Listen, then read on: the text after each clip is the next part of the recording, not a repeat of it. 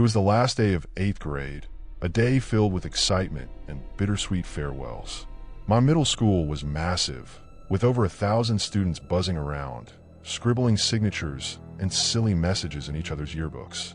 To keep things organized, teachers collected our yearbooks and passed them around different classrooms, ensuring everyone got a chance to sign. But this system had flaws. Anyone could write anything, and some kids used it to leave cruel notes for people they didn't like. Teachers did their best to keep things under control, but with so many students, it was impossible to catch everything. While I got my yearbook back at the end of the day, I flipped through it, smiling at the goofy messages from my friends. Then, something strange caught my eye. There, below the photo of a boy I'd never seen before, was a signature. His name was Samuel Robinson III, a name I'll never forget. His message was short and unsettling. It read, "Have a great summer. I'll see you again." I stared at it, confused. I'd never met this kid, never even spoken to him.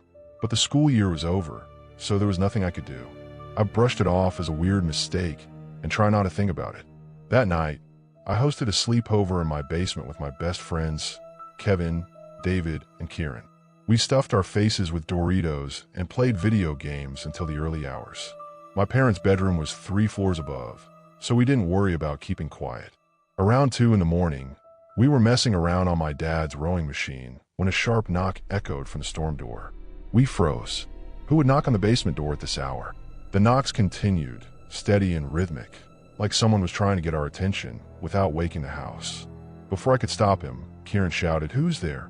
I cringed. He'd just announced we were down here. After a long pause, a muffled voice answered, cheerful and high-pitched, like a teenager trying to sound friendly. "Come to the back door," he said. It didn't make sense. Why was a kid outside my house in the middle of the night? My friends thought it was thrilling, like some kind of adventure, and they pressured me to check it out. Against my better judgment, I agreed. We crept upstairs, careful not to make noise. Through the glass pane by the back door, I saw a shadowy figure under the dim porch light. As I got closer, his face came into view, and my stomach dropped. It was him, Samuel Robinson III, the kid who'd signed my yearbook. My friends moved to open the door, but I stopped them, whispering that I knew who he was. I told them about the yearbook message, and their excitement faded. Samuel was still outside, watching us. He must have seen my panic because he started motioning toward the side of the house, like he wanted me to open a window. I didn't want to engage, but my friends insisted we at least talk to him. So, I cracked open the kitchen window, just enough to hear him. "What do you want?" I asked, my voice shaky. He smiled. "Oh, you got my message." He introduced himself as Sam and said he'd always watched me from afar, that we could have been friends. I nodded, trying to stay calm, but inside, I was freaking out.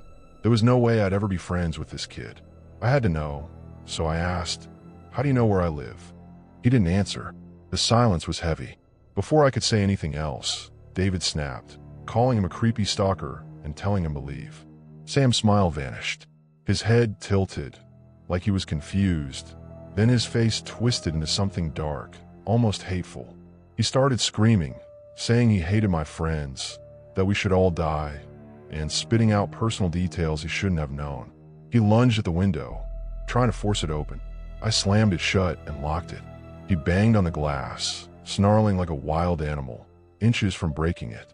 The noise must have woken my parents because they came rushing downstairs, demanding to know what was happening. Sam bolted. I explained everything as fast as I could, and my dad ran outside in his pajamas, but Sam was gone. My parents didn't call the police, thinking it was just a kid being weird. They told us to go back to sleep and said they'd handle it with the school in the morning.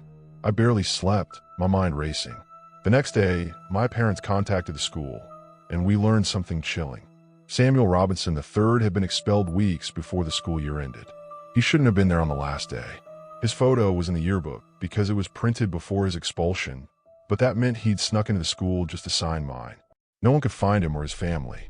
It was like they'd vanished. The school tried to keep it quiet, but I was terrified. How did he know where I lived? Why me?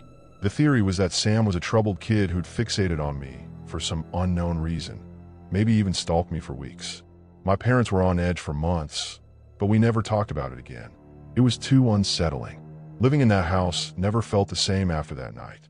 Years later, On the last day of my senior year in high school, another strange incident shook me. It was May 2019, and the graduation ceremony was still a few days away. As tradition, the seniors gathered at the clock tower on campus to celebrate, and by 10 at night, over 1,000 of us were packed into the courtyard, drinking and reminiscing. It was bittersweet, but the relief of finishing finals was palpable. I was with 5 friends, including Garrett, a guy known for his wild behavior. He bragged about his fights, spent hours in the gym, and never backed down from challenge. That night, as we walked home through the city, Garrett's recklessness got us into trouble. We lived off campus, and the streets weren't always safe, especially late at night. Homeless people were common, but they usually kept to themselves. As we crossed the street, a man ran up to us, yelling incoherently. He stood in the crosswalk, blocking our path, acting erratic. We laughed nervously and walked around him, trying to avoid trouble. Everyone except Garrett. He shouted back, telling the man to get out of the street and stop bothering people. The man lunged toward Garrett, and we jumped in to pull him back. The man backed off, still yelling, and we thought it was over. But Garrett wasn't done. He charged at the man, screaming, and the guy ran away. We laughed, thinking it was funny, like scaring off a flock of birds. But as we continued walking, we noticed the man following us, shouting threats about how we'd made a mistake. We heckled him back, hoping he'd leave, but that only made him angrier. We were drunk, celebrating, and not thinking clearly. A block from our house, he was still trailing us, and I didn't want him knowing where we lived. Garrett took off again, sprinting toward the man, who fled. We jogged the rest of the way home, thinking we'd lost him. Hours later, after more partying, I stumbled outside to grab a food delivery and noticed something odd. The side gate to our backyard was open. We always tied it shut with twine, so someone had undone it deliberately. My gut told me it was the man from earlier. Instead of getting my friends, I decided to check it out myself. I walked around the house, trying to stay steady. As I turned the corner into the backyard, a rope tightened around my throat. I flailed, but someone was strangling me from behind. I thought I was going to die.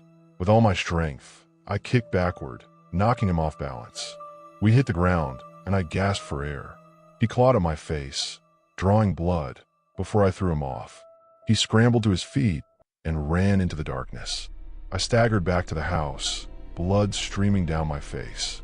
My friends called an ambulance, and I ended up in the hospital. The cuts weren't deep, but I needed shots to protect against infections. The police weren't much help, and since I was moving out soon, there wasn't much I could do. The worst part was the scars on my face, visible in all my graduation photos. Garrett felt terrible and tried to make it up to me, but I didn't blame him. I just hoped he'd learned not to provoke people who had nothing to lose. Back in 7th grade, another eerie memory stuck with me.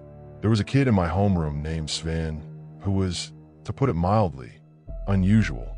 He didn't talk much, always wore the same cargo shorts and oversized burgundy hoodie, and sat in the same back corner of every classroom. His deep voice made him a target for bullies, and he had no friends. During recess, he'd stand alone by the fence near the woods, never playing or interacting. Some kids said he talked to someone on the other side, but I never saw it myself. On the last day of school, our middle school had a tradition where students swapped classrooms to mess with teachers. My friends left to join the fun, but I stayed behind, not wanting to break rules. Sven was in the class, acting stranger than usual, tapping his foot and glancing around like he was watching someone. The room was full of unfamiliar kids, more than I'd expected, given the tradition. Our teacher, Miss Bell, stepped out to whisper with another teacher, looking uneasy. They pulled a few kids into the hallway, saying nothing to the rest of us. Minutes later, the fire alarm blared. Miss Bell calmly led us outside to the field, where we grouped by homeroom. As we waited, I glanced back at the school and saw something move in a second-story window. It was quick, maybe a shadow, but it felt wrong. The school was supposed to be empty. Police cars soon arrived, officers rushing inside. We were sent home early, with no explanation. Later, my parents told me what the school had shared. Some kids who didn't attend our school had gotten inside, possibly planning to start a fire. Miss Bell had found suspicious items in a backpack, and the fire drill was used to flush everyone out. The most unsettling part, Sven had led those kids into the school through the side fence during recess. I never saw him again, and the whole thing left me shaken. These moments, from Sam's chilling message to Garrett's reckless night and Sven's strange behavior, have stayed with me. They're reminders of how quickly things can turn, how the people around us can hide secrets, and how the places we know best can feel forever changed.